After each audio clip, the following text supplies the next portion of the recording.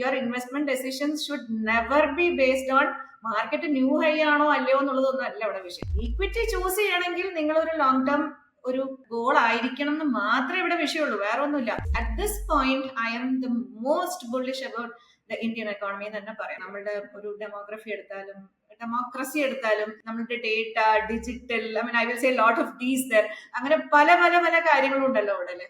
So ഇതൊക്കെ വെച്ച് നോക്കിയാലും I think Indian economy is looking very very promising. Economy നല്ലതാണോ എന്ന് ചോദിച്ചാൽ വളരെ നല്ലതാണ്, ഒരു സംശയവുമില്ല. എല്ലാവരും ഒരു പോർഷൻ ഇന്ത്യൻ എക്കോണമിയിൽ ഇൻവെസ്റ്റ് ചെയ്തിരിക്കണം. ഇത്രയും കാലം ഫോറിൻ ഇൻസ്റ്റിറ്റ്യൂഷൻസ് അവരുടെ പല പ്രശ്നങ്ങൾ കാരണം ഇന്ത്യയിൽ നിന്ന് ഇങ്ങനെ പൈസ വിറ്റ് കൊണ്ടുപോയിരുന്നു, not because we had any issues. അപ്പോഴൊക്കെ നമ്മുടെ സംഭവിച്ചത് എന്താ, കഴിഞ്ഞ 3-4 കൊല്ലത്തിനിടയിൽ Indian started investing in the stock market like never before. അപ്പൊ അവര് വിറ്റപ്പോഴും നമ്മൾ വാങ്ങിക്കൊണ്ടേയിരുന്നു, അതുകൊണ്ട് മാർക്കറ്റ് ഇറങ്ങിയില്ല. ഇപ്പൊ അവര് തിരിച്ചു വാങ്ങാൻ തുടങ്ങിയിട്ട് നമ്മളും വാങ്ങുകയാണ്. So who is going to cell?